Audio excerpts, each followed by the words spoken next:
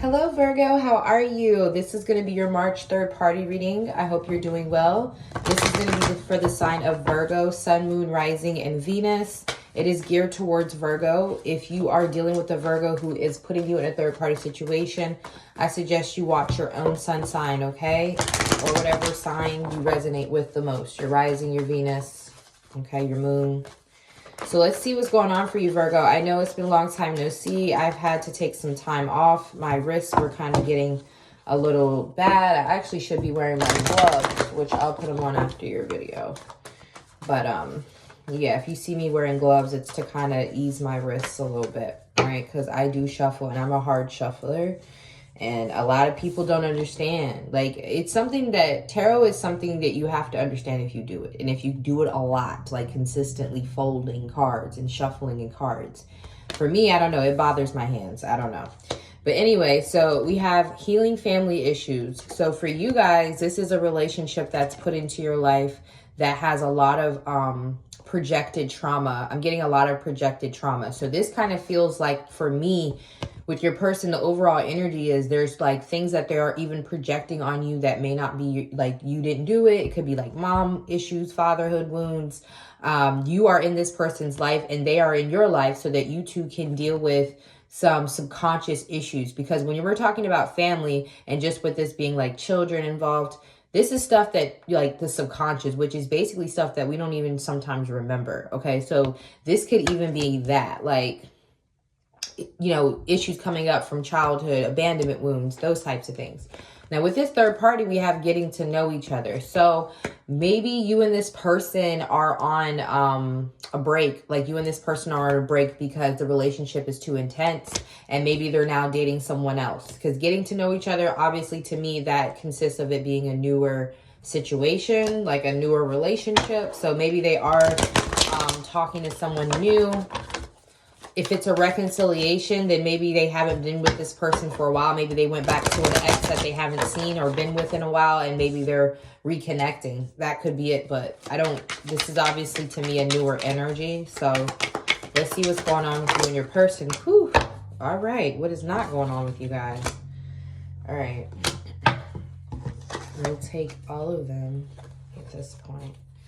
All right. So we have the King of Swords coming out first. This could be Aquarius. I know Virgo and Aquarius, you guys always have your dynamic. You can't stay away from each other. They could be a Libra or a Gemini, of course. But the King of Swords here, yeah, we got strong Aquarius on the board. So Virgo, your Aquarius has showed up. Yes, they are here. For others of you, this person is definitely avoiding the situation right now. This is just very clear with the King of Swords and the Seven of Swords. But the King of Swords, to me, is a master observer. This is someone who knows how to disconnect completely and act completely aloof, but still have an eye on what their person, you know, in this situation, it's relationship. So they are very good at stealthily keeping an eye on you. There's usually a fake page involved, people keeping tabs on you. The King of Swords also, in this deck, he has like knowledge from books coming onto his skin. You can see, so some of you guys, tattoos might play a part here.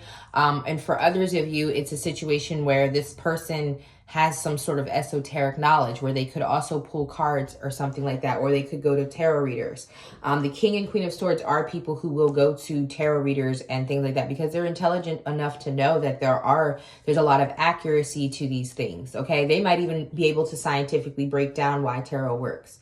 Okay, they're looking at it from a logical perspective. So they might be the person who's like wears a suit for work, and you know what I'm saying? Like I laugh at one of my mentees. She's a lawyer, but she reads tarot. So it's like the most weirdest dynamic because you're using, you know, usually logic and those things. But, you know, so someone that's very logical, if they're using tarot, it says a lot about tarot. Someone who doesn't really do any nonsense. And that's, you know, what could be going on with this person. But we definitely have an energy of them avoiding you. We have an energy of this person paying a lot of attention to what you're doing, even though they're detached, okay? You also could be doing this as well. So they're showing up as the Five of Pentacles, I'm telling you. And this Five of Pentacles is down here. Another sign got this. I can't remember which one it was, but they're looking up at you. The way I'm looking at this is like they're looking up at you. So you maybe have detached, but are still keeping tabs on this person as well. which Virgos are really good at that too. Keeping, you know, tabs on people without them ever knowing. That's also a very good thing that you guys are good at. So this person does miss you. And even if they are completely detached and acting like they're not interested, they definitely are interested. We have the Six of Pentacles. So this could be someone that they live with. The Six of Pentacles also talks about obligation. But I feel like with the Six of Pentacles here, there is an energy of them feeling like they have to be dealing with this person in some way, but we'll see. We got the Ace of Cups, but this is like newer energy. Definitely new. Maybe they moved really fast with this person for some of you. There was an energy of them moving really fast. Maybe they moved in very quickly with this person, or they bought something with this person. They did something impulsive. And I feel like it was to like spite you, because the King of Swords here does feel like maybe it was revengeful. And I feel like this person usually can cut people off very easily. But they can cut people off very easily without a problem. But with you, they are having a hard time detaching from you. And this person is earthy and air, so they don't really deal in the energy of emotions. Even the way that they are missing you is the Five of Pentacles. It's not the Five of Cups. The Five of Pentacles speaks to me more about they miss the time that you shared, texting you every day, the effort. This person shows their affection through acts of service, or like spending time, physical type of things, even physical touch, sexual energy. So they don't really deal with the realm of emotions. So they might not even be in touch with their emotions enough to say that, you know, I love this person, or I miss the emotional connection. You know, they miss being in your energy. They miss spending time with you with this earth air thing going on here. But this person down here, some of you, they might have actually gotten someone pregnant too. I'm hearing that. I know that might be a little triggering, but for some of you, they might have, like, if they're already with this partner, like they say they're already married to this person and they already have children. Maybe they decided to have another baby. You know what I'm saying? And it could be to spite you, you know what I'm saying? Because getting to know each other, it does feel like a new energy. So if it's not a new relationship, maybe they did something new, like to reconnect with the energy. I was getting this for someone else. Taurus. I think I was getting this for Taurus.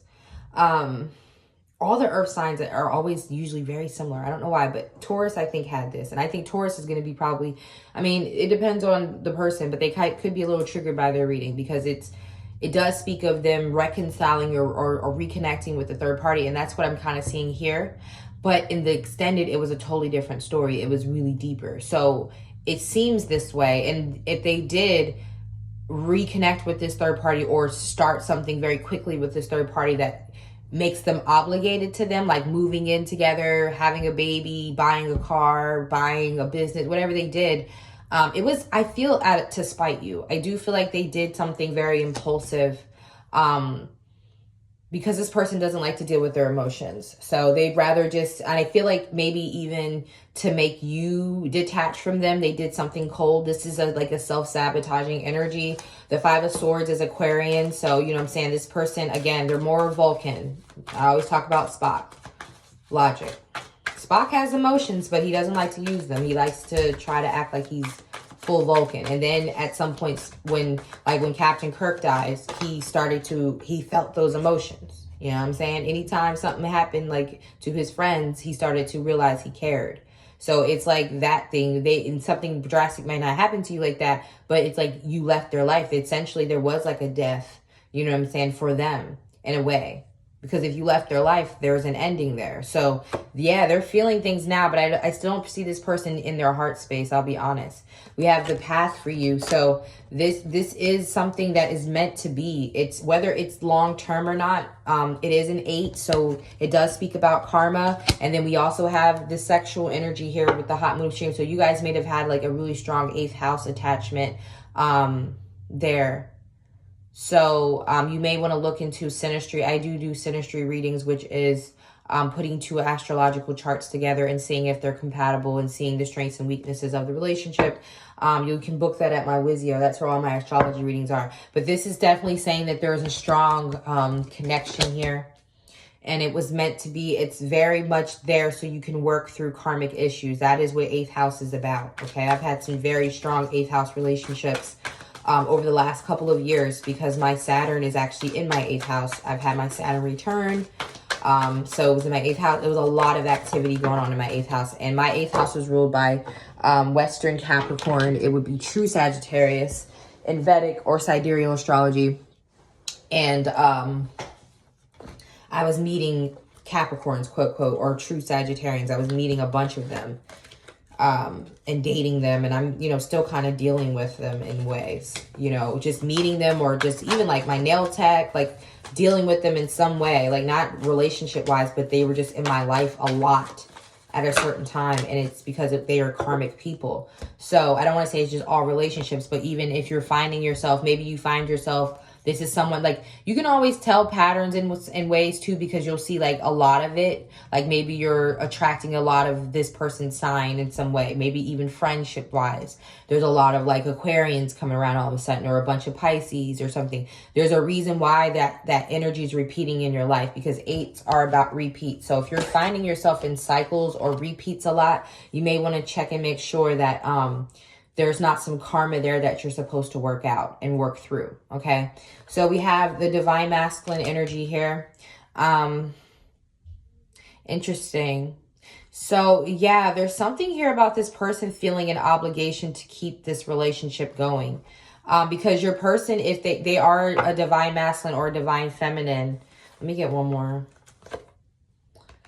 Realization.